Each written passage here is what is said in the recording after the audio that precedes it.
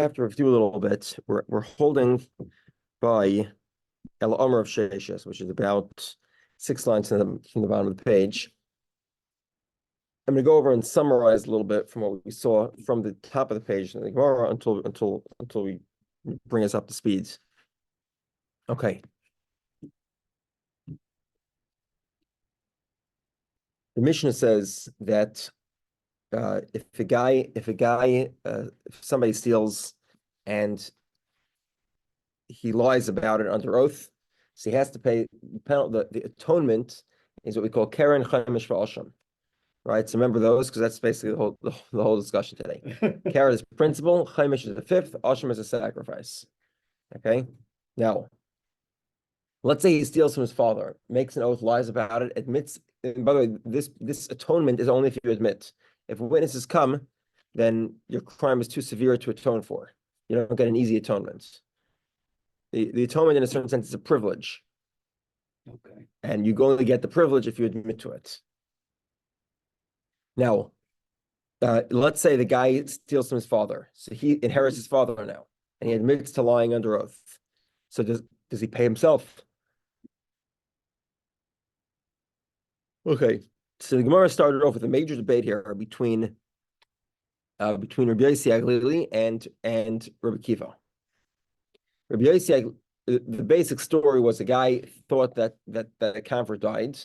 The law is if you owe money to a convert because of this type of penalty, then after he dies, if he has no inheritors, which is likely to happen if he doesn't have any kids, then it goes to the Kohanim. We'll soon see.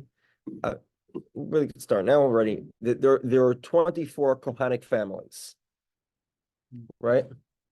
Do you remember the Gemara we saw in Rashi in Sukkah, the last parak, which we saw together almost 3 years ago, and we went through all the 24 families and how the cycle worked. If you remember, also we went through Chalukas Kohanim in Kedushin. That would have been about 4 months ago, 4.5 months ago, and we discussed the rules of how to split it up. So let's just at a very simple level, and this will become relevant in a few minutes. Every mishmar works a different week. There's a 24-week rotation. Okay. Generally speaking, that's how the rotation works. There are certain exceptions for the holidays, which we're not going to discuss now. If you're on the rotation, you have the privileges of that rotation, which means that you bring the sacrifices, and there are certain fringe benefits to being on rotation. Obviously, you have to work, right? Obviously, you're on duty. You got to work. Got to bring the sacrifices. It's only what is two weeks, possibly 3 weeks a year. Mm-hmm. Okay, except for holidays. Holidays is different calculation. And if you bring the sacrifices, you get the food. You get the meat of the sacrifice. You possibly get skins, depending on the types of sacrifice that are being brought, etc. 1 second. Okay. Also, if somebody admits to stealing from a convert and lying under oath, so he brings the principle, the chaimesh, and the sacrifice, and that week's mishmar gets to keep it. So let's explain. Let's understand this in context. Let's say I have a field and I take off truma. Which kind do I give it to? Which one? Your friendly kain. What happens if he's from a mishmar that served in the base of Mikdash 15 weeks ago? Makes no difference. You give it to any kind you want. Okay. This has nothing to do with mishmar. It's not administered in the temple. It has to be administered in the temple for the mishmar, the family, to have rights over it. Okay. However, let's say I bring bikurim. It would go to the mishmar on duty. Because it's brought to the temple. Similarly, with gezel hager, you steal from a convert, you lie under oath, you have to pay back keren chaimish v'asham. It goes to the mishmar on duty. Okay. Now, Rav Yossi and Rabbi Kiva, that was all an introduction to what we'll see in a few minutes. Rav Yossi and Rabbi have the following debate. Let's say you meet the convert. So the guy thought the convert was dead. He went to the temple and he met him on the way. Right, so they turned it into a loan, and then the convert died. Okay, so now the convert, the question is, when a convert dies, his assets are ownerless. Anyone who wants to take them. So do we say that in this case, the thief, who now, technically speaking, he paid his fifth, but he turned it into a loan, can he inherit his own loan and effectively wipe his obligation? So basically, yeah, Rabbi Kiva said not. And the Gemara initially proposed that Rabbi Yosef says that a fifth can be forgiven. It can be forgiven not only by somebody else, but also by yourself. If you owe the fifth to yourself, you can forgive your own payment. Rabbi Kiva says there's no such thing. You can't forgive an atonement. Which kind of makes sense too, right? If it's an atonement, you have to pay it. So if you can't pay it because you own it, then pay it to the local tzedakah, the local charity. Put in the pushka. Okay.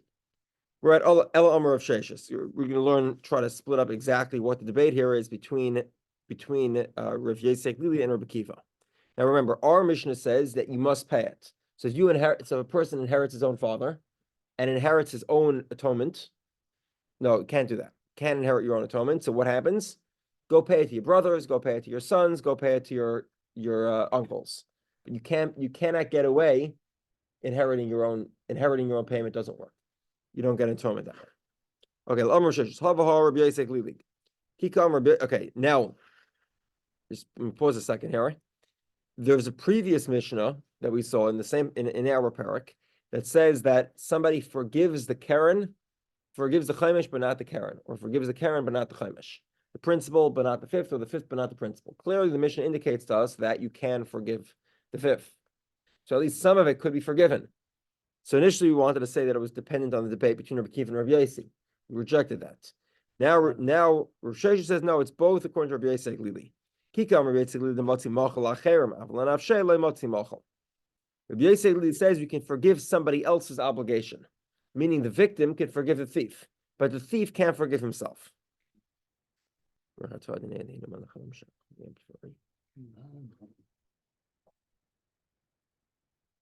bottom of 109A? Yeah. Four lines on the bottom of the page.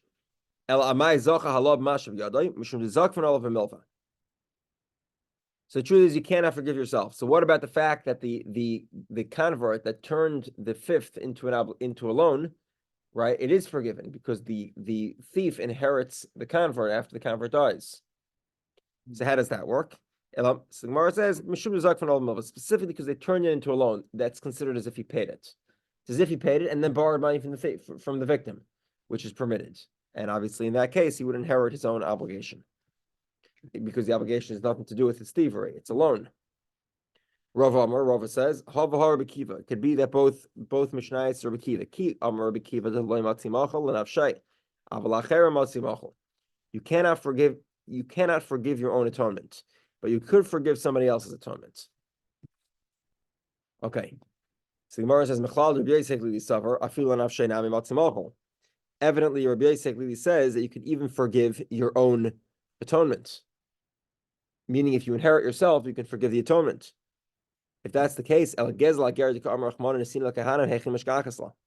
that's the case, how is it ever possible that you'll pay this atonement to Kahanim? Right? The verse states that you pay an atonement to the Kahanim if you steal from a convert and lie under oath, you pay it to the Kahanim. How is it possible? You should always inherit yourself, because as soon as the convert dies, you should inherit that obligation, and then you forgive your own atonement. So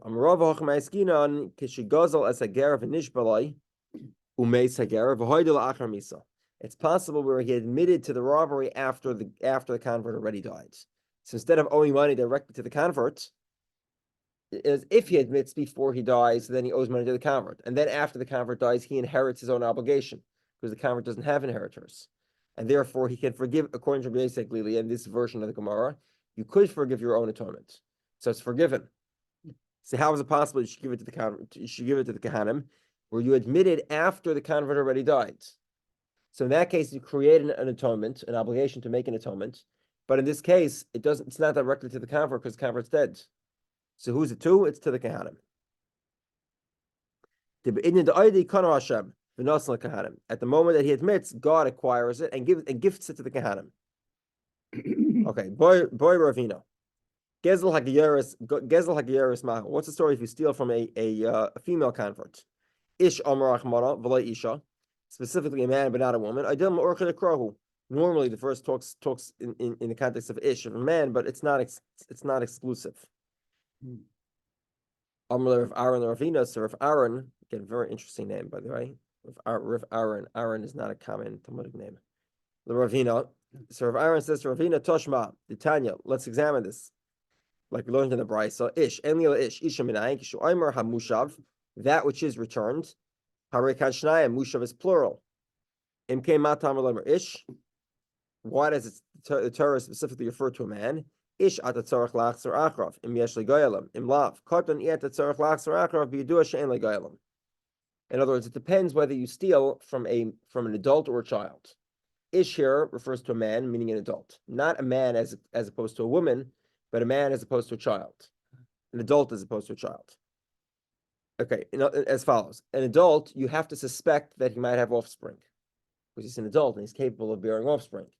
But if you steal from a convert child, you don't have to search for his offspring, because if he's a child, evidently it's impossible for him to have offspring.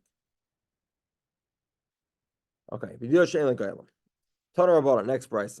Lashem lakayin, to God, to the kayin.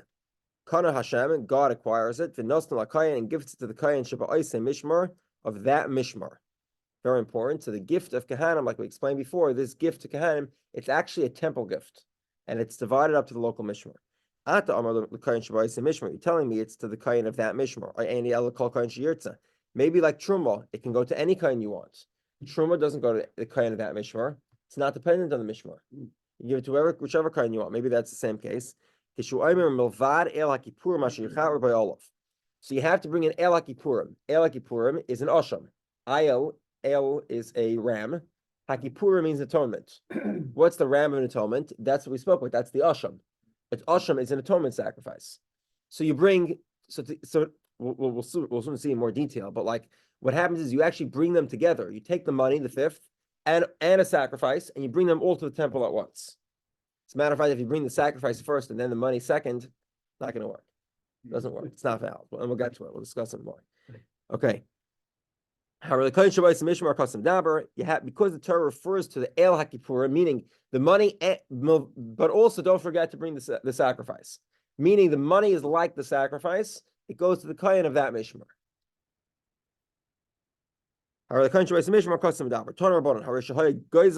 So now, the rest of the page, we'll learn a lot about this gift to the kayin, and we'll also learn a lot about how the kahana, the concept of the gifts, the sacrificial service in the temple by the kahanim.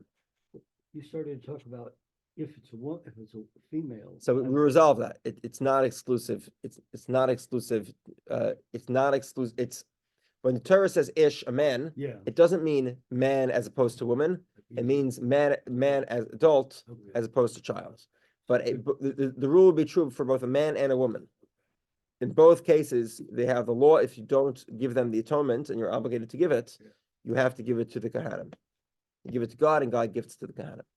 By the same token, I'm sorry. Sure. When money gets divided from a payment, it goes to all the brothers, but the women they don't get anything of that. Inheritance is inherent. Male. No, well, No. I would say not strictly. Oh. Males. Okay. Moshe, So there's 2 points here. There's actually 3 points. Okay, let's go. So first thing is that the males inherit if there are males. If there are no males, the females inherit. Okay. And the second point is that females have the privilege of support. And that privilege support them, yeah. And that privilege precedes the obligation, precedes inheritance. In a certain sense, it's like bankruptcy court, right? Like who goes to get first? Creditors, and then shareholders, right? The kids are like the shareholders, the daughters are like the creditors. And it's quite literally like that. The daughters are a creditor on the father. They have a right to take support and marriage support. So meaning they can take basic what do they call this? Sustenance, basic food necessities, whatever is necessary to live on. They have a right to collect from the father's estate and the right to get a large gift before they get married. and all that money, that obligation comes before the inheritance. Oh, thank you. Okay. But yeah, generally speaking, inheritance is male. So you're largely correct. Okay, Tanur Rabbanan. They're about halfway down the page of 109b. First word in the line is Taf Reish, Tanur Rabbanan.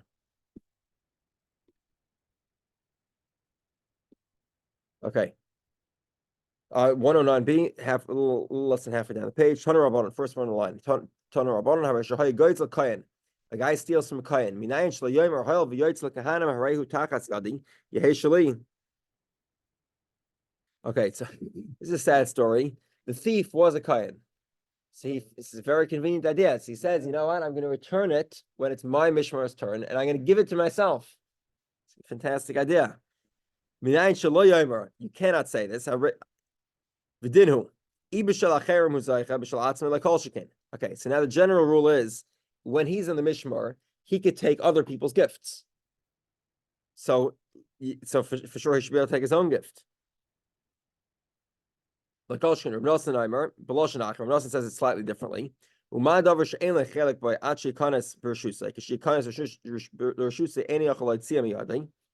Just like somebody else's sacrifice, he has no privileges over it until it's given to him. And once it's given to him, nobody can take it away from him. His own atonement, which he does have rights over until he gives it. For sure, he can give it to himself and nobody should be able to take it away from him. Because he already has rights before he gives it to himself. Gmara says, not quite.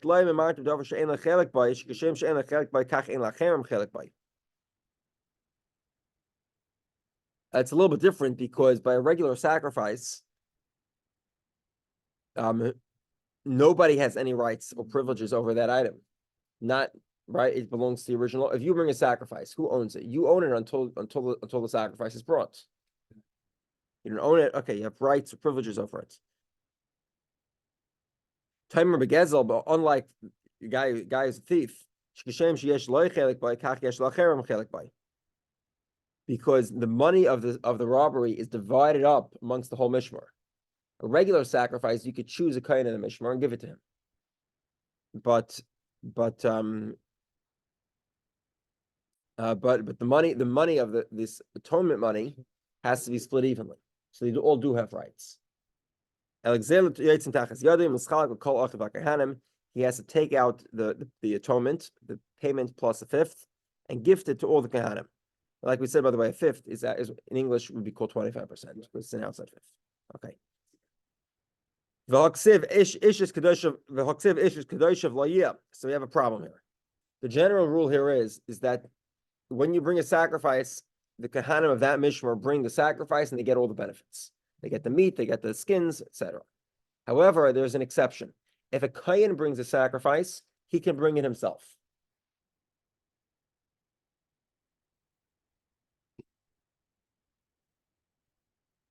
He can bring his own sacrifice and keep his own meat and keep his own skins. That's called v'ish es kedoshav. A kohen with his kachim, with his sacrifices, loyi, he gets to keep it. So hold on a second. So if the kohen's the thief, he should be able to. He can bring his own sacrifice. So why can't he bring his own money to himself and forgive his own, right? Gift himself his own atonement. So Gemara says, we're talking about where he's tamei. If he's tamei, he can't bring his own sacrifice. He can't bring his own sacrifice. He can't keep his own atonement. Because remember, the atonement money comes together with an atonement sacrifice. You can't bring the sacrifice, you can't keep the money. So Gemara says, okay, if the kain's tamei, dovish yesh lechelik by miislei.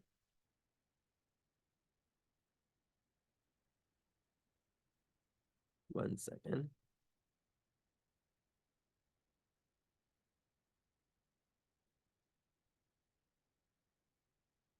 If we're talking about kain tamei, then the whole argument the Gemara previously made why kain should be able to keep himself should be able to keep his own money is not relevant because he is not able to keep somebody else's sacrifice either if he's tamei. One second. Okay, okay. So in other words, we're back to the original question. What is the source that the kohen must gift his own atonement to his friends? Why can't he gift his own atonement to himself? Just like he can gift his own sacrifice to himself on a regular blue day, he should be able to gift his own stealing atonement to himself. So the Gemara says, okay, the Tanya we learned. Okay, what is ste'achuza? Somebody sanctifies his own fields. He takes his field, ste'achuza. This was a family inheritance, and he sanctifies the field. He gifts it to the temple. The law is that he has I think it's a year to redeem it. If he doesn't redeem it, the field is sold. However, there's a catch. What's the catch? Whoever the buyer is after Yovel comes, the Jubilee, he must give the field back, and the field is gifted to all the Kohanim together. All the Kohanim get to benefit. Which Kohanim? The Kohen that were in the Mishmar that finished the Jubilee. So that's like the most privileged time of year, right? You get that spot. You know the whole Mishmar becomes wealthy. Probably, I don't know, 50 years worth of this process. Okay. The Tanya, okay, so the rule by Achuzasa is as follows. Tanya Achuzasa, Ma Talmud Lamer, Minayan L'Soda Yotz L'Kahanim B'Yovel. The Gol Echad L'Kahanim. So we have now we have an interesting story, right? So one of the Kahanim came along and bought the field. Somebody sanctifies his field, a random stranger. Yisrael did it. Somebody from the tribe of Reuven sanctifies his field. He does not redeem it.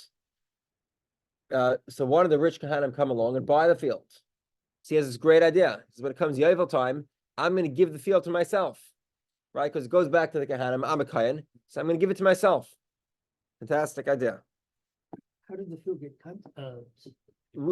Somebody from the tribe of Reuben decided to sanctify the field. You just do that? Sure, you can do it to anything. It's a Go to very somebody's house and say, no, only your own stuff. You have to own it. Can't sanctify somebody else's stuff.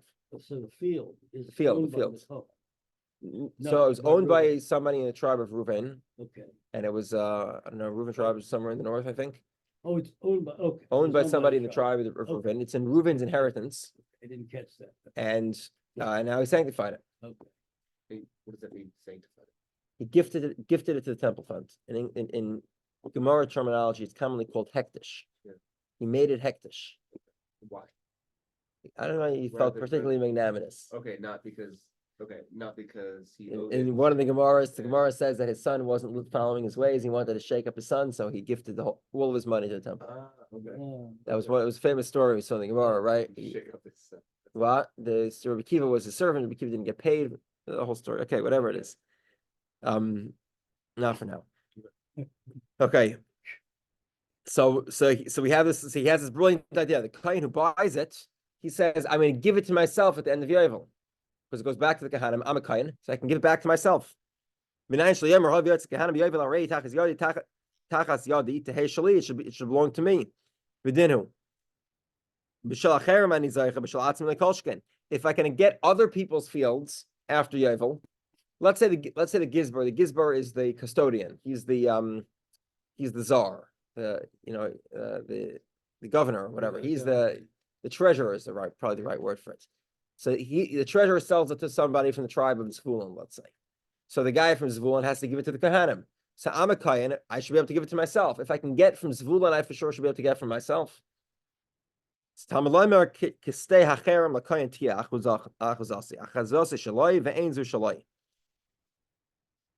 Your achuza, your family inheritance remains yours.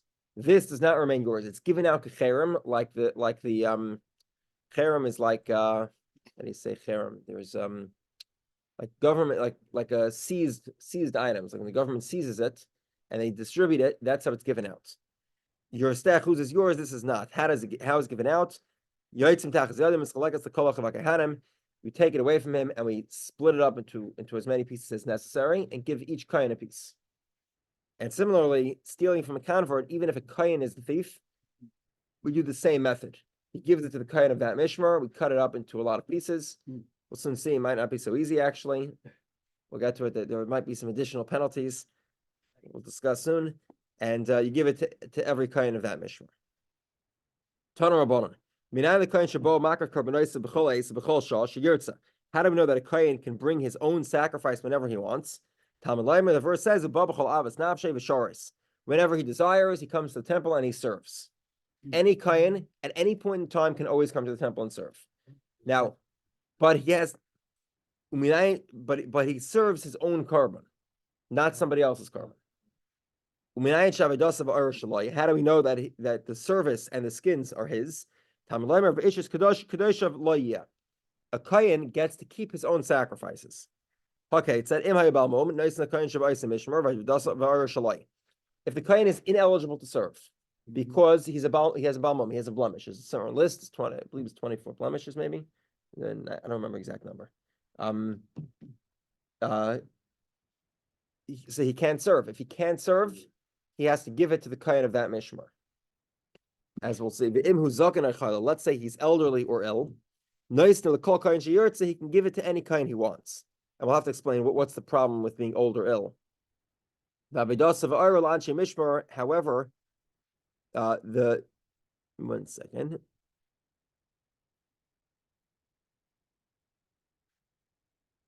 However, the meat and the skins go to the kohanim of that mishmar. So any kohen could do the service, but the mishmar gets the skins and the meat. So the Gemara wants to say, 1 second, what's going on? You have this elderly or sick person. What's going on here? Is he capable of doing the service? So if he's capable, if he's capable of doing the service, then he gets to do the service, and because he has a right to do the service, if he did the service, by the way, what would happen? He'd get the meat and the skins. So if he has a right to do it himself, he also has a right to appoint a messenger. He can give it to any kohen. But if that's the case, so why do we split the service from the meat and the skins? Why is it he can appoint any kohen to do the service, but not any kohen to eat the meat or get the skins? What's the difference? It should be a package deal. If he can't do the service, how can you appoint the messenger? If you can't do it, like we said, a balmum, a person with a blemish, can't do the service himself. He can't appoint a messenger either. He has to give it to the kohanim of that mishmar. So Amar Papa he's frail, so he can, with difficulty, he can do the service. With difficulty, he can also eat the meat. But that's the problem. Why? If a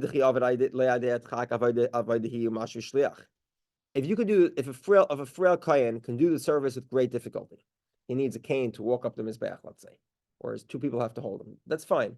That's fine. If you do the service that way, the service is kosher. The avodah, the sacrificial service is you fulfill the obligation. However, achila, because he's frail, he has difficulty eating. Okay,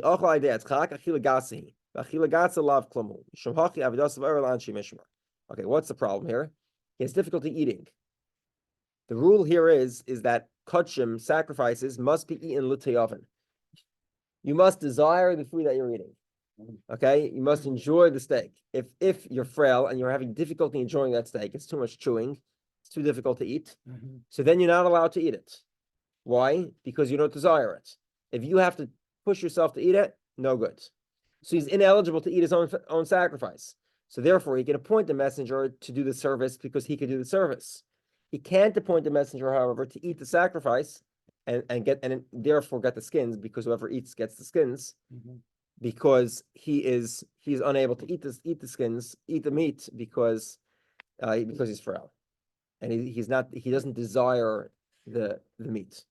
He's not eating out of desire. Rav Sheshes says, if let's say a kohen is tamei, the carbon tzibur, but he has the rights to bring a community sacrifice. Okay, why? There are a number of different reasons, the number of different types of community sacrifices. For whatever reason, it was given to him. It's nice in the Komish here. He can give it to any kohen he wants. However, the meat and the skins go to the local mishmar, the current mishmar, the current family rotation. So the Mar says, "Hey chidami, what's going on here?" Idik et taharim. So now the general rule is that community sacrifices are brought even if the kohen who brings them is tamei. If most of the kohanim are tamei, the carbon is brought betuma, even though people are impure. Generally speaking, sacrifices must be brought with purity, except that if a majority of kohanim are not pure, then it's brought with impurity. An impure kohen is allowed to bring the sacrifice. That's the rule. Only public sacrifices, not private. Okay. an exception of Korban Pesach. Korban Pesach is considered a community sacrifice, even though it's brought by individuals. Okay. 1 second. Okay. 1 second.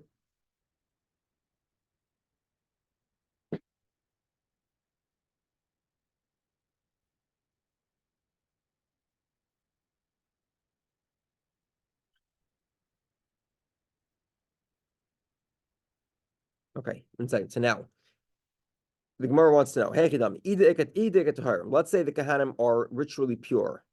So, could people that are Tamei do the service? No, they can't. So, therefore, a Kohen who's Tamei is ineligible to perform the service. If he's ineligible to perform the service, he can't appoint a messenger. Okay. If there's nobody who's Tahar, if there's nobody that's Tamei, if there's nobody that's Tahar, so the sacrifice is brought B'tumah. However, there's a catch. If the sacrifice is brought B'tumah with impurity, then you cannot consume the sacrifice. You can't eat it. So if that's the case, if everybody's Tamei, then who's eating it?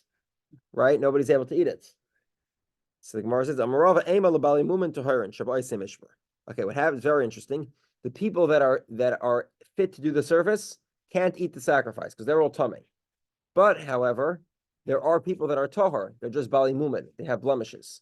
They can't eat because they can't perform the service because they have a blemish. But a Bal Mum is allowed to eat from the sacrifice. So what goes on here is he can't appoint a messenger to eat the sacrifice because people who are Tamei can't eat. So therefore it goes to the local mishmars, people with blemishes, but that are ritually pure, so they could eat it.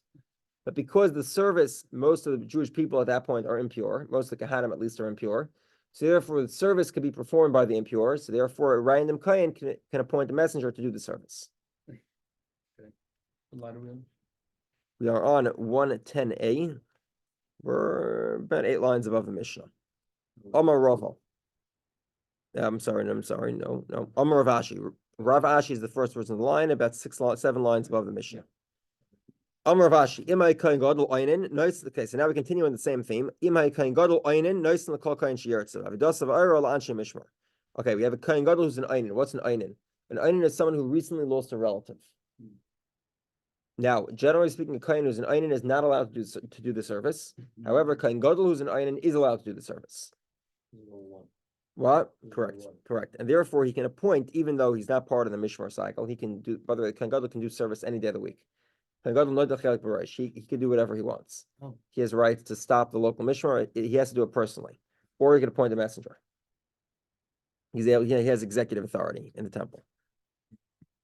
Okay, so if he's an einin, he could still appoint somebody to. He can still appoint somebody to do the service for him because he's eligible to do the service himself. However. Yeah, 1 second.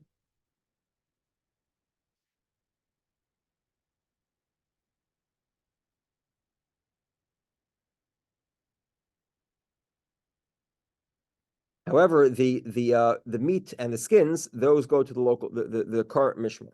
My kamashmalan. What's the chiddush? Tanina, we've already learned in the brisa. Kohen gadol makrav einan. He can perform the service as an einan. However, ve'ena eichel, ve'ena chalak lachol erev. He doesn't get a portion in the sacrifice while he's an einan. If he doesn't get a portion, then he can't eat, then the meat goes to the local mishmar. So in general, the law follows that if you have service, then you can appoint a messenger. If you can't eat, you can't appoint a messenger to eat. So what's the new idea here? So the Gemara says, I would think maybe the fact that the Kohen Gadol could perform the service as an einin is an exception only to the Kohen Gadol himself, but he does not have the authority to appoint a messenger. So therefore, the Brisa says not only can he perform the service, but he can also appoint a messenger to do the service on his behalf, on his behalf. Okay, what time is it? All right, let's start with the Mishnah. The Mishnah is not so difficult. Same discussion. We're just continuing the same thing we were learning before. Somebody steals from a convert. He makes an oath. The nishbalai, he he lies about it under oath. Umeis, he dies. He pays a principal and a fifth to the Kahanim. And a sacrifice to the temple. If the person does not have a redeemer, does not have someone to inherit him, to give back the stolen item.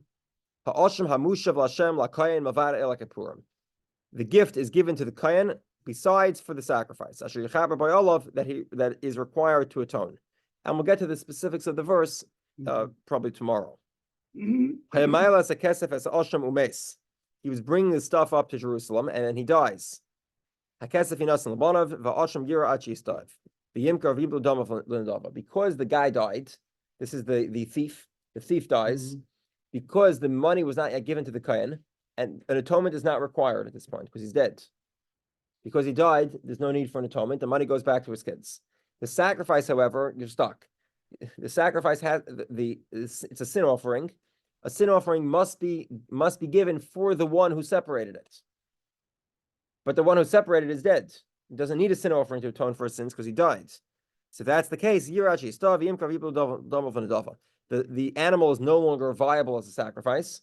You let the animal in the pasture until it dies, until it gets a blemish, and then you sell the animal, and the money is given as a gift to the temple fund, a special fund that was used to bring sacrifices.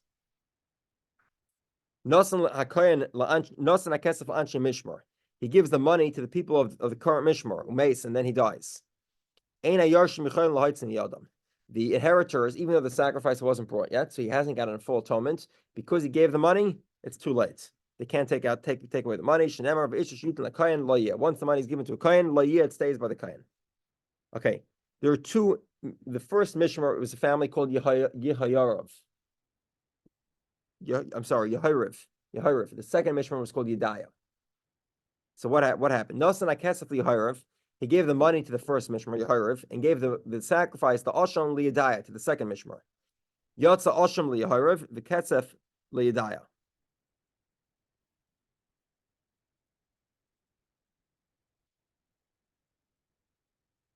One second.